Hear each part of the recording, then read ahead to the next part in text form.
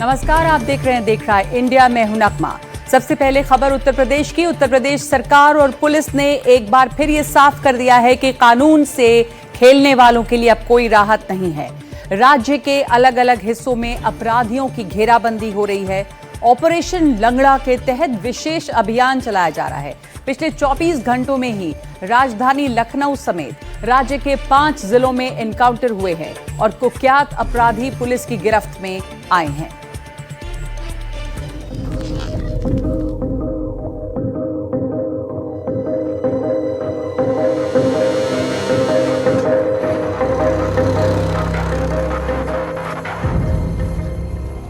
UP में operation लंगड़ा जारी है। अपराधियों पर कार्रवाई जारी है। ये 5 जिलों की तस्वीरें हैं और सिर्फ 24 घंटे की है। अपराध को लेकर यूपी सरकार की नो टॉलरेंस नीति ने इन अपराधियों को घुटने पर लाने को मजबूर कर दिया है। लखनऊ में गैंगरेप के आरोपियों पर पुलिस ने ताबड़तोड़ एक्शन किया। 5 आरोपियों में से 2 को 8 घंटे के अंदर ही पकड़ लिया। एनकाउंटर के दौरान एक आरोपी ललित कश्यप के पैर में गोली लगी है। लखनऊ के बंधरा इलाके की रहने वाली 17 वर्षीय दलित छात्रा से शनिवार को गैंगरेप हुआ था। बताया जा रहा है कि लड़की दोपहर करीब 12 बजे अपनी बहन से मिलने जा रही थी। वो पास ही के दूसरे गांव में रहती थी। लड़की अपने एक परिचित के साथ जा रही थी। रास्ते में पेट्रोल पंप के पास आम के बाग में दोनों बात कर रहे थे। तभी 5 अज्ञात युवकों ने उन्हें धमकाना शुरू कर दिया। विरोध करने पर युवकों ने परिचित को पीटकर भगा दिया। इसके बाद 5 आरोपियों ने छात्रा के साथ बारी बारी से दुष्कर्म किया। ये भी धमकी दी कि किसी को बताया तो जान से मार देंगे। घटना के बाद छात्रा ने अपने बहनोई को सूचना दी थी और पिता ने 5 लोगों के खिलाफ नामजद शिकायत दर्ज कराई। घटना के दौरान ये नाम पीड़िता ने आरोपियों की आपस में बातचीत में सुने थे। आरोपी घटना स्थल के आसपास के गांव के ही रहने वाले बताए जा रहे हैं। सूत्रों के मुताबिक आरोपियों के नाम विशाल गुप्ता, राजेंद्र कश्यप उर्फ बाबू, मेराज, ललित और शिव कश्यप है। पहले से जुए और चोरी के मुकदमे में जेल जा चुका है। इसके पास से हमको 315 बोर का तमंचा एवं कारतूस बरामद हुए हैं। बाइक सवार जो दूसरा व्यक्ति था वो मौके से फरार हो गया है। इसके कोम्बिंग ऑपरेशन करके जल्दी इसकी भी गिरफ्तारी करी जाएगी। पश्चिमी उत्तर प्रदेश के मुजफ्फरनगर में शनिवार देर रात पुलिस और बदमाशों के बीच मुठभेड़ हो गई। इस मुठभेड़ में 2 अपराधी भाई गिरफ्तार हो गए। इन पर गाड़ियां चोरी करने के आरोप हैं। खबरों के मुताबिक मुजफ्फरनगर में पुलिस चेकिंग अभियान चलाया जा रहा था। एक कार को पुलिस ने रोकने का प्रयास किया तो कार सवार बदमाशों ने पुलिस पार्टी पर ही फायरिंग कर दी। पुलिस की जवाबी फायरिंग में एक बदमाश गोली लगने से घायल हो गया, वहीं दूसरा कॉम्बिंग में गिरफ्तार हुआ। लगभग 500 मीटर आने पर सड़क के बराबर में गड्ढे में पहिया फंस जाने से गाड़ी फंस गई और गाड़ी फंसने से पुलिस टीम से घिरता देख बदमाशों ने पुलिस पर जान से मारने की नियत से फायर कर दिया। आत्मरक्षा के प्रयास में जब पुलिस ने जवाबी कार्रवाई की, उसमें एक बदमाश के पैर में गोली लगी तथा दूसरा बदमाश अंधेरे का फायदा उठाकर भागने लगा। मौजूद पुलिस टीम ने कॉम्बिंग करके उस बदमाश को भी पकड़ लिया। पकड़े गए बदमाशों से पुलिस ने 2 तमंचे और कारतूस बरामद किए। फर्जी नंबर प्लेट और एक चोरी की कार भी बरामद हुई है। पुलिस के मुताबिक ये लग्जरी गाड़ियों के लॉक तोड़कर चोरियां करते थे। इन पर 20 से ज्यादा मुकदमे दर्ज हैं। लखनऊ से सटे उन्नाव से खबर है। यहाँ हिम सिटी इलाके में पुलिस और लूट के आरोपी की मुठभेड़ हो गई। आरोपी को पुलिस ने मुठभेड़ के बाद हिरासत में लिया और उससे पूछताछ की तो पता चला कि आरोपी ने अजगैन थाना क्षेत्र में लूट को अंजाम दिया था। वो एक वृद्ध महिला की हत्या के इरादे से घर में घुसा था, लेकिन नाकाम होने पर महिला की चेन लूटकर भाग निकला था। आरोपी की तस्वीरें सीसीटीवी में कैद हो गई, जिसके बाद अजगैन कोतवाली पुलिस ने मुकदमा दर्ज कर जाँच शुरू कर दी। पुलिस की पूछताछ में ये सामने आया है कि आरोपी को वृद्ध महिला के भतीजे ने 5 लाख रुपए का लालच दिया था महिला की हत्या करने का, ताकि वो जायदाद पर कब्जा कर सके। अब पकड़े गए आरोपी से पूछताछ कर आगे की कार्रवाई की जा रही है। चेन उसके पास से बरामद हुई है तथा एक 315 बोर और तमंचा कारतूस भी बरामद हुआ है। इस पूरी घटना में अन्य साक्ष्य संकलन किया जा रहा है। अभी अपराधी को जिला चिकित्सालय इलाज के लिए भेजा गया। तस्वीरें बलिया की हैं। सहारे पर चलते ये बदमाश बलिया पुलिस के साथ हुए एनकाउंटर के बाद पकड़े गए हैं। बताया जा रहा है कि बलिया के गढ़वार थाने की पुलिस रामपुर असली मोड़ के पास चेकिंग कर रही थी। इसी दौरान एक मोटरसाइकिल पर 3 लोग आते हुए दिखाई दिए। पुलिस ने उनको रुकने का इशारा किया तो वो भागने लगे। खुद को घिरता देख बदमाशों ने पुलिस टीम पर फायरिंग शुरू कर दी। जवाबी कार्रवाई में 2 बदमाशों के पैर में गोली लगी, जबकि एक बदमाश भागने में सफल रहा। की तलाशी ली गई तो उसके पास से एक अदद नाजायज़ तमंचा, एक अदद जिंदा कारतूस और एक खोखा कारतूस बरामद हुआ। दूसरा बदमाश जो था जिसके भी पैर में गोली लगी थी, उसका जब नाम पता पूछा गया तो उसका नाम अंगद कुमार और उसके पास से एक अवैध तमंचा, एक जिंदा कारतूस और एक खोखा कारतूस बरामद हुआ। बताया जा रहा है कि इन बदमाशों पर हत्या का आरोप है और पुलिस ने इन पर 15,000 रुपए का इनाम घोषित किया हुआ था। सहारनपुर में भी एनकाउंटर हुआ। तभी शेखपुरा जाने वाली रोड पर एक स्विफ्ट कार आती दिखाई दी। संदिग्ध प्रतीत होने पर पुलिस ने कार को रुकने का इशारा किया, लेकिन बदमाशों ने कार रोकने के बजाय पुलिस टीम पर फायरिंग कर दी। दोनों ओर से कई राउंड हुई फायरिंग में 3 बदमाश पैर में गोली लगने से घायल हो गए। बताया जा रहा है कि तीनों बड़ी घटना को अंजाम देने की फिराक में थे। इन बदमाशों के खिलाफ लूट, हत्या, डकैती जैसी गंभीर धाराओं में मुकदमे दर्ज हैं। पुलिस को स्विफ्ट कार समेत असलहा भी बरामद हुआ है। Bureau report, NDTV India. Uttar Pradesh के रायबरेली में चोर होने के शक में भीड़ के हाथों मारे गए थे हरिओम वाल्मीकि। उनके परिजनों ने चीफ मिनिस्टर योगी आदित्यनाथ से मुलाकात की है और इस मुलाकात में सीएम ने पीड़ित परिवार से कहा है कि उनके आंसू की हर बूंद का हिसाब लिया जाएगा और न्याय दिलाया जाएगा।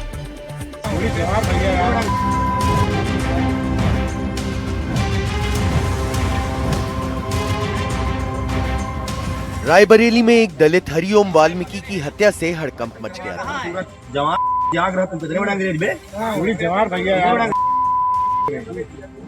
जिसके बाद सीएम योगी ने तुरंत आरोपियों पर कड़े एक्शन का निर्देश दिया और एक हफ्ते के अंदर मुख्य आरोपी का एनकाउंटर हो गया। अब मृतक हरिओम वाल्मीकि का परिवार सीएम योगी से मिला। ये तस्वीरें सीएम आवास की हैं। हरिओम वाल्मीकि की पत्नी संगीता वाल्मीकि ने अपने पिता छोटे लाल और अपनी बेटी अनन्या के साथ सीएम योगी से मुलाकात की। इस मुलाकात में सीएम ने पीड़ित परिवार से कहा कि उनके आंसू की हर बूंद का हिसाब लिया जाएगा और न्याय दिलाया जाएगा। सीएम ने यह भी कहा कि प्रदेश सरकार न्यायालय में पैरवी करके आरोपियों को कड़ी से कड़ी सजा दिलाने का प्रयास करेगी। मुख्यमंत्री से मुलाकात के बाद मृतक की पत्नी संगीता वाल्मीकि ने कहा कि मुख्यमंत्री योगी आदित्यनाथ ने हमें हर स्तर पर सहायता दी है। मैं उनकी आभारी हूं। बाबा ही हैं जो दलितों की रक्षा करते हैं। उन्होंने कहा कि वो सरकार की कार्रवाई से पूरी तरह संतुष्ट हैं और उन्हें न्याय मिलने का विश्वास है। संगीता वाल्मीकि रायबरेली में एक बैंक में अस्थायी तौर पर सफाई कर्मचारी का काम करती हैं। मुख्यमंत्री योगी आदित्यनाथ ने पीड़ित परिवार को सभी कल्याणकारी योजनाओं का लाभ दिलाने का भरोसा दिया। पीड़ित परिवार को 6,92,000 रुपए मुआवजा और मुख्यमंत्री आवास योजना के तहत आवास दिया जाएगा। साथ ही संगीता वाल्मीकि को उनके कार्यस्थल पर स्थायी नौकरी दी जाएगी और सरकार की सभी कल्याणकारी योजनाओं से परिवार को संतृप्त किया जाएगा। दलितों, वंचितों और शोषितों की सुरक्षा और सम्मान राज्य सरकार की सर्वोच्च प्राथमिकता है।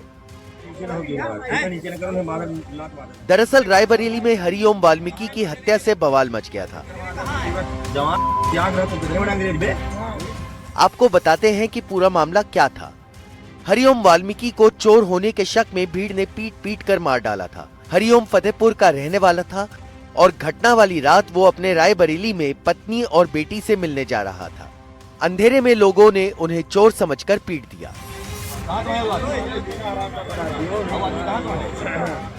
इस पूरी घटना का वीडियो सोशल मीडिया पर वायरल हो गया था। घटना को लेकर विपक्ष लगातार कानून व्यवस्था पर सवाल उठा रहा था। सड़कों पर प्रदर्शन भी हो रहे थे।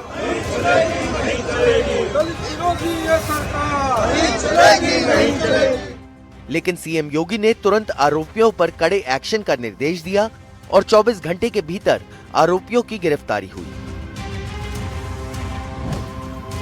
और एक हफ्ते के अंदर मुख्य आरोपी दीपक अग्रहरि भी पकड़ में आ गया। वारदात के बाद से आरोपी दीपक अग्रहरि भागता फिर रहा था। स्पेशल टीम और कई थानों की पुलिस ने आरोपी की घेराबंदी की। खुद को घेरा देखकर आरोपी ने पुलिस पर फायरिंग शुरू कर दी। जवाबी कार्रवाई में पुलिस ने दीपक अग्रहरि के पैर में गोली मारी और दलित हत्याकांड के मुख्य आरोपी को इस तरह गिरफ्तार कर लिया गया। इस मामले में पुलिस पर भी गाज गिरी थी, लापरवाही बरतने के आरोप में 5 पुलिसकर्मी सस्पेंड हुए। अब पीड़ित परिवार ने सीएम योगी से मुलाकात की और हर स्तर पर मदद के लिए आभार जताया। Bureau report, NDTV India.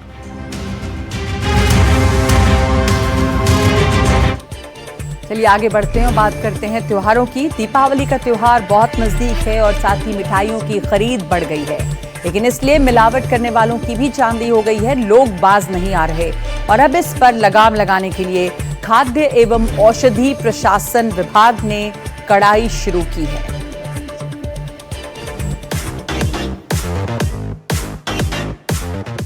इन दिनों बाजारों में रौनक है क्योंकि त्योहार के चलते लोग खरीदारी में जुटे हुए हैं और इस वक्त सबसे ज्यादा किसी चीज की खरीद होती है तो वो है मिठाइयाँ।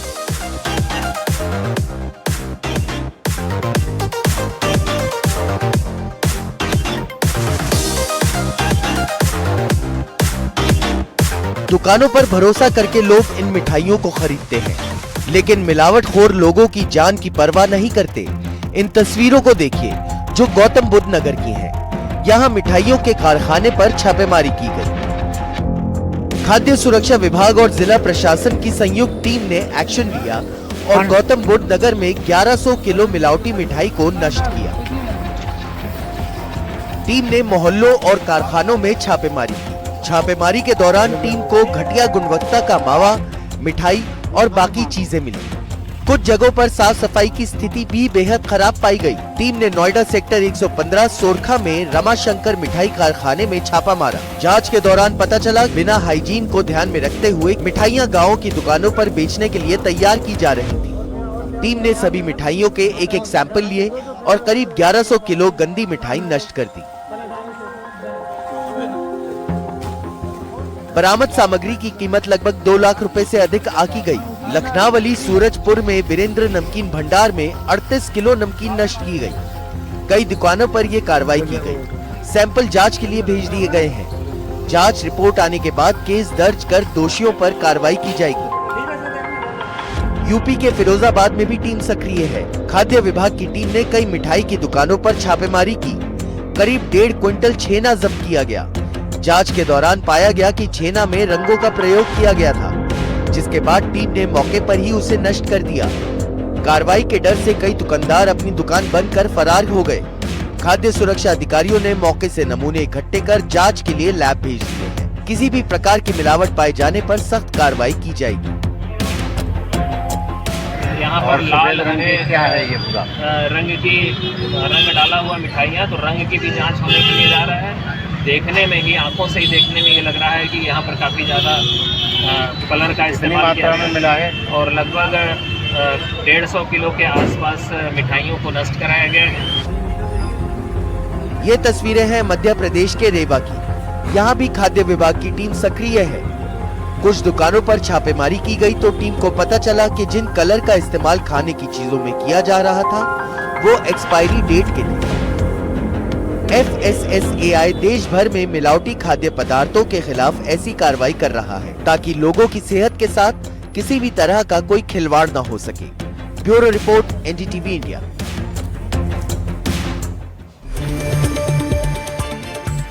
और हरियाणा के वरिष्ठ IPS अधिकारी वाई पूरन कुमार का पोस्टमार्टम अब तक नहीं हुआ। इस सुसाइड केस से सूबे की सियासत में हंगामा मच गया है। कांग्रेस ने इस मामले में उचित जांच न होने पर आंदोलन की चेतावनी दी है और चंडीगढ़ में इसे लेकर एक महापंचायत की गई।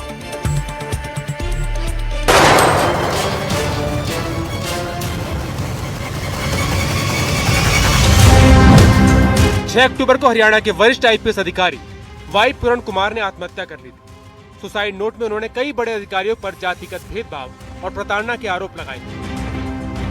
पूरन सिंह के परिवार ने कहा है इस मामले में जब तक न्याय नहीं मिलेगा हम शव का पोस्टमार्टम नहीं होने देंगे।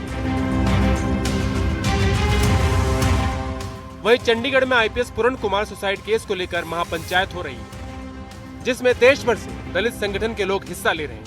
चंडीगढ़ पुलिस ने इसे लेकर सुरक्षा के कड़े इंतजाम किए।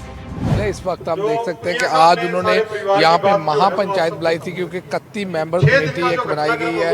जो देख सकते हैं महापंचायत है जो वाई पूरन कुमार IPS को न्याय दिलाने के लिए ये यहाँ पे महापंचायत हुई।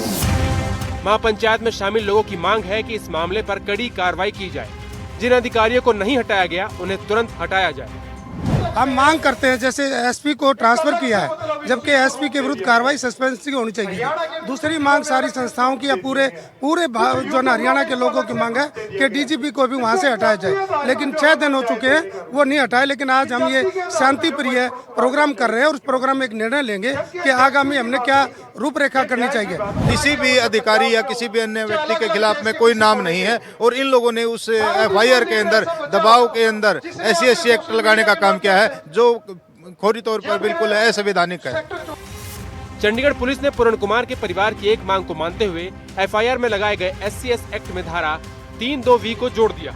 अनुसूचित जाति जनजातीय एक्ट की धारा 3(2)V के प्रावधान को तब लागू किया जाता है जब किसी अनुसूचित जाति या जनजाति के व्यक्ति को उसकी जाति के आधार पर गंभीर चोट या मृत्यु का सामना करना पड़ता है। परिवार लगातार ये धारा जोड़ने की मांग कर रहा था। वाई पूरण कुमार ने वरिष्ठ अधिकारियों की ओर से किए जा रहे मानसिक उत्पीड़न से परेशान होकर आत्महत्या कर ली थी और सुसाइड नोट में पूरी आप बीती लिखी थी।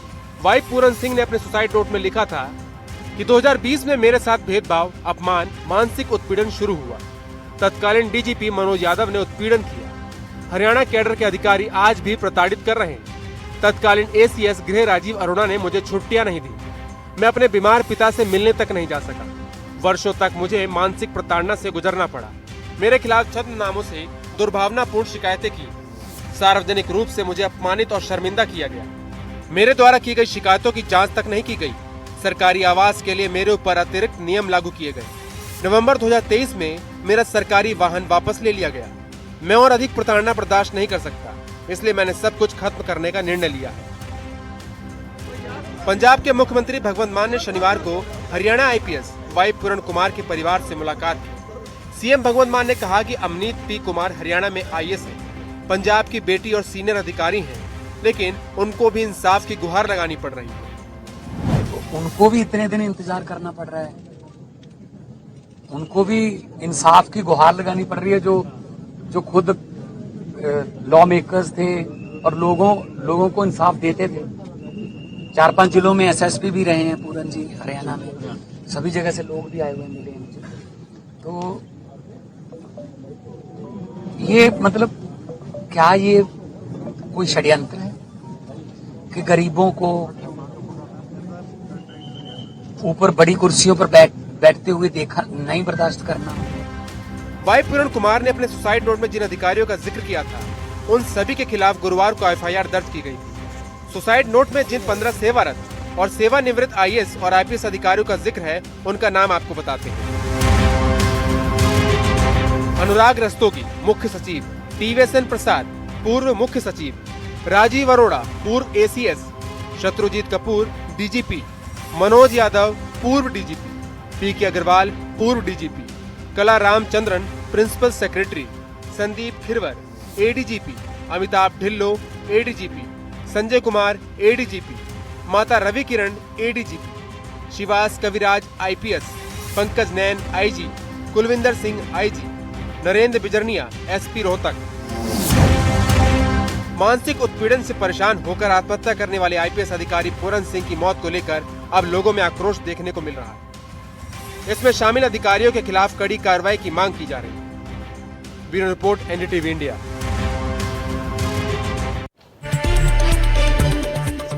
और हरियाणा में IPS अधिकारी के सुसाइड केस में उनके परिवार ने एक समिति बनाई है, जिसने आज चंडीगढ़ में एक महापंचायत की।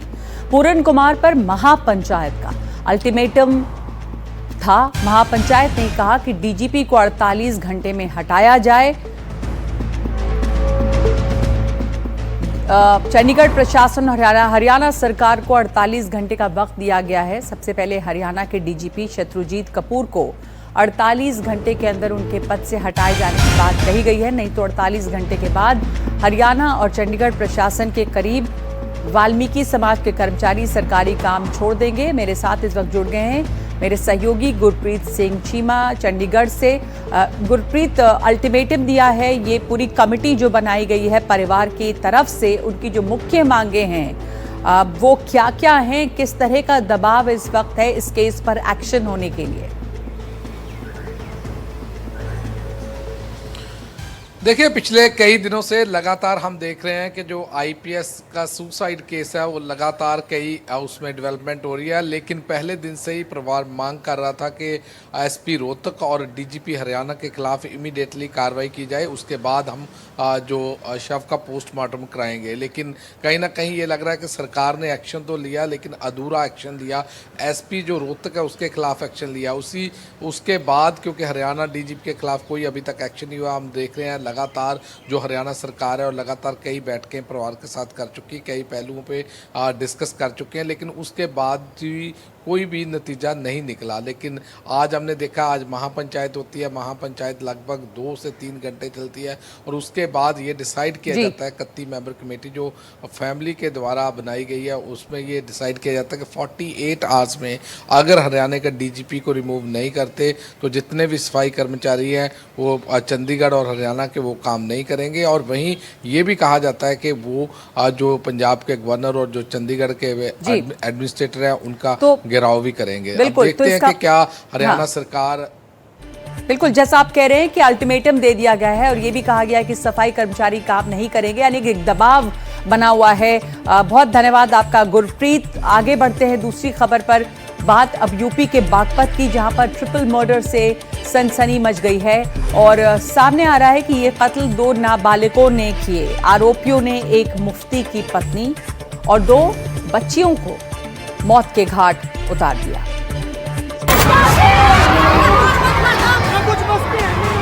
अब वो मेहरबानी करके हट जाइए। तिहरे हत्याकांड से सनसनी।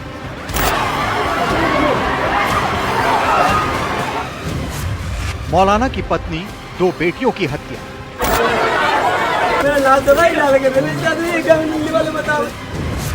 पढ़ाई में पिटाई तो कर डाली हत्या। अब आप लोग खुद ही देखिए, तो आ रहे वो रास्ता उठा रहा है, कोई मतलब ही बातों का। बागपत में तिहरा हत्याकांड होता है। यहाँ के गंगनौली गांव में एक मौलाना की पत्नी और उसकी 2 बेटियों की पीट कर हत्या कर दी जाती है। ये घटना दर्दनाक है और उससे भी ज्यादा हैरान करने वाला है इस हत्याकांड के पीछे का मकसद। यह खूनी खेल गांव की मस्जिद में खेला गया। मस्जिद में तालीम लेने आने वाले 2 नाबालिग छात्र इस हत्याकांड में पकड़े गए।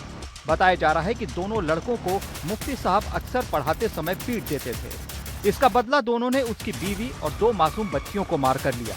हत्या में हथौड़े और चाकू का इस्तेमाल किया गया। पुलिस को तीनों शव मदरसे की छत पर मिले। हत्या को उस दिन अंजाम दिया गया जब मुफ्ती देवबंद में अफगानिस्तान के विदेश मंत्री AK मुत्तकी के स्वागत में गए हुए थे। तो देवबंद जा रहा था भाई। अच्छा, जो यहाँ गांव डोली के है उन्हें तो पता होगा, मुझे क्या पता। अच्छा, उन्हें तो पता होगा भाई। CCTV बंद बता रहे थे? नहीं सर, ऑन करके गए, ऑन थे बिल्कुल। अच्छा, 24 घंटे कैमरे चलता है यहाँ। अच्छा। गंगनौली गांव की बड़ी मस्जिद में इब्राहिम 4 साल से मुफ्ती हैं, जहां ऊपरी मंजिल पर मुफ्ती अपनी पत्नी इसराना और 2 बेटियों के साथ रहते थे। नीचे के हॉल में बच्चों को कुरान की तालीम देते थे। शनिवार को वो देवबंद गए थे। दोपहर में जब कुछ बच्चे पढ़ने के लिए पहुंचे तो ऊपर के कमरे का हाल देखकर चीखने लगे। गांव में खबर आग की तरह फैली और पुलिस भी मौके पर पहुंची। मस्जिद के CCTV खंगाले गए, लेकिन उस वक्त के CCTV बंद मिले। माना जा रहा है कि आरोपियों ने हमले से पहले CCTV बंद कर दिए थे। 7 थानों की टीमें लगाई गईं। 6 घंटे में पूरे हत्याकांड का खुलासा हो गया। फील्ड यूनिट के द्वारा भी मौके से आवश्यक फिंगरप्रिंट्स और DNA साक्ष्य उठाए गए और लगातार जो 7 टीमें थी उन्होंने बड़े कम अवधि के अंदर वीडियोस को देख के 2 संदिग्धों को चिन्हित किया और जिनसे जब पूछताछ की गई तो ज्ञात हुआ कि ये दोनों बच्चे जो बाल अपचारी हैं, ये इसी मस्जिद के नीचे मौलवी से तालीम हासिल करते थे और मौलवी इनकी अक्सर पिटाई कर देता था, जिसके कारण क्षुब्ध होकर इन्होंने इस घटना की योजना बनाई और ये घटना कारित की। इन दोनों बाल अपचारियों के निशानदेही से घटना में प्रयुक्त हथौड़ा और छुरी बरामद हुआ है। शुरुआत में शक हुआ कि किसी करीबी ने यह हत्याकांड किया, लेकिन जो खुलासा हुआ उसने होश उड़ा दिए। हत्या के पीछे न लूटपाट थी, न पारिवारिक विवाद, बल्कि हत्यारे मुफ्ती से तालीम लेने आने वाले 2 नाबालिग छात्र निकले, जिन्होंने पिटाई का बदला लेने के लिए मुफ्ती के पूरे परिवार को ही खत्म कर दिया। Bureau report, NDTV India.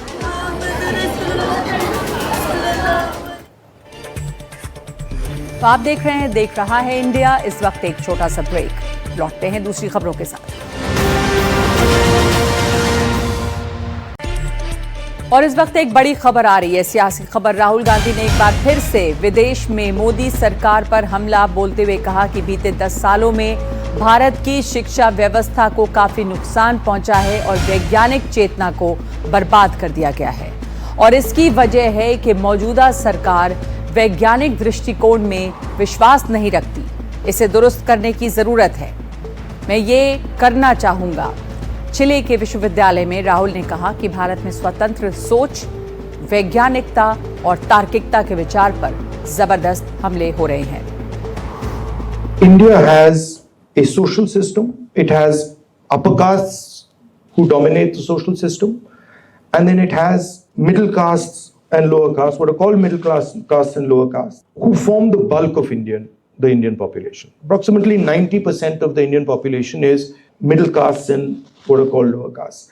And their history, their tradition, their thought system is not included in our education system.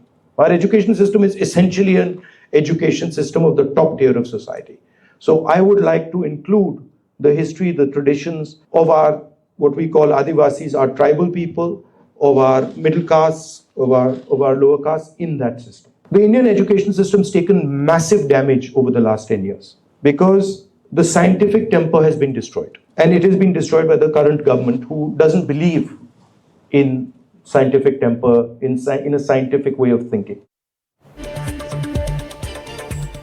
और बीजेपी ने राहुल गांधी के इस बयान पर पलटवार किया। राहुल गांधी को लीडर ऑफ प्रोपेगेंडा बताया।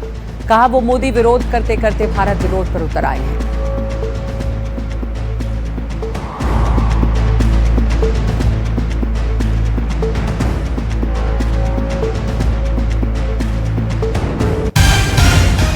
Rahul Gandhi leader of opposition LOP नहीं है। Rahul Gandhi leader of propaganda और लीडर ऑफ हिपोक्रेसी है। पहले तो विदेशी धरती पर जाकर भारत के खिलाफ बोलना, भारत की संवैधानिक संस्थाएं, भारत के लोकतंत्र के खिलाफ, भारत की जुडिशरी के खिलाफ और भारत की संप्रभुता के खिलाफ, सॉवरेनिटी के खिलाफ बोलना, ये राहुल की आदत बन चुकी है। हमलावर है सरकार विपक्ष के नेता राहुल गांधी पर, जिन्होंने एक बार फिर से सरकार के खिलाफ बयान दिया है देश के बाहर। अगली खबर पे बढ़ते हैं। मध्य प्रदेश से खबर है। मध्य प्रदेश के दामोह से एक बार फिर से एक ऐसी तस्वीर सामने आई है जो दहला देती है। सजा के तौर पर एक युवक से पहले पैर धुलवाए गए और फिर वही पानी उसे पीने के लिए कहा गया। देखिए ये पूरा मामला क्या था। दमोह के सतरिया गांव में एक ऐसी तस्वीर सामने आई जिसने इंसानियत को शर्मसार कर दिया। बतौर सजा युवक से पहले पैर धुलवाए गए और फिर वही पानी पीने को कहा गया। हालांकि वीडियो वायरल होने के बाद दोनों पक्ष इसे आपसी मामला बता रहे हैं। दरअसल पूरा मामला ये है कि सतरिया गांव में शराब बंदी थी। जाहिर सी बात है गांव के लोगों का ही फैसला था, लेकिन एक युवक गांव में शराब बेच रहा था और किसी ने उसकी शिकायत कर दी, जिसके बाद गांव वाले ने युवक को गांव में घुमाकर सबसे माफी मंगाई और कहा कि वो आगे से शराब नहीं बेचेगा। इस बीच दलित समाज के युवक ने इस घटना का एक फोटो इंस्टाग्राम पर पोस्ट किया, जिसमें एआई के जरिए उसे जूते की माला पहनाया दिखाया गया। ऐसे में गांव में जैसे बात फैली तो दलित युवक ने फोटो डिलीट कर माफी मांगी, लेकिन मामला यहां खत्म नहीं हुआ। गांव के कुछ लोगों ने एकजुट होकर युवक से पैर धुलवाए और उससे वही पानी पीने को कहा। और पश्चिम बंगाल के दुर्गापुर गैंगरेप केस में 3 गिरफ्तारियां हुई हैं, जबकि 2 आरोपी अभी भी फरार हैं। इस बीच राज्य के मुख्यमंत्री ममता बनर्जी ने रेप की घटनाओं को पर बेतुका बयान दिया है। उन्होंने कहा कि लड़कियों को रात में बाहर नहीं निकलना चाहिए। आगे उन्होंने कहा कि कॉलेजों को खास तौर पर रात को लड़कियों को बाहर जाने की अनुमति नहीं देनी चाहिए। ममता बनर्जी ने कहा कि इस मामले में उनकी सरकार को घसीटना सही नहीं, क्योंकि लड़की की सुरक्षा सुनिश्चित करने की जिम्मेदारी मेडिकल कॉलेज की थी।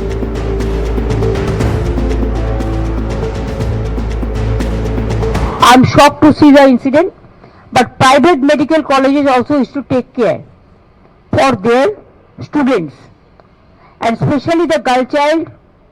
At night time, they should not be allowed to come out in the outside. They have to protect themselves also. There is a forest area. और इस मुद्दे पर बीजेपी ने ममता बनर्जी पर हमला बोला है। बीजेपी ने कहा है कि पश्चिम बंगाल की कानून व्यवस्था चरमरा गई है और ममता बनर्जी की सरकार महिला विरोधी सरकार है। वो नियम है कि 10 बजे के बाद आप बाहर नहीं जा सकते। वो निकली थी 8 बजे, तो आपका दायित्व तो आप दूसरे पे मत दीजिए। वो जो रास्ता है कॉलेज का सामने, उसमें एक लाइट नहीं है, अंधकार है, वहां पर सीसीटीवी नहीं है। और 500 मीटर दूर में जहां पर उसका दर्शन हुआ, वहां पर एक जंगल है। जंगल में सारे अनैतिक काम होता है। आपका पुलिस को तो सब मालूम है, मालूम नहीं है ना कि वहां से भी तोलाबाजी उठाते हैं आप लोग। थोड़ा शर्म कीजिए आप लोग ना, ममता बनर्जी थोड़ा शर्म कीजिए। और इस वक्त एक ब्रेक के बाद लौटते हैं दूसरी खबरों के साथ।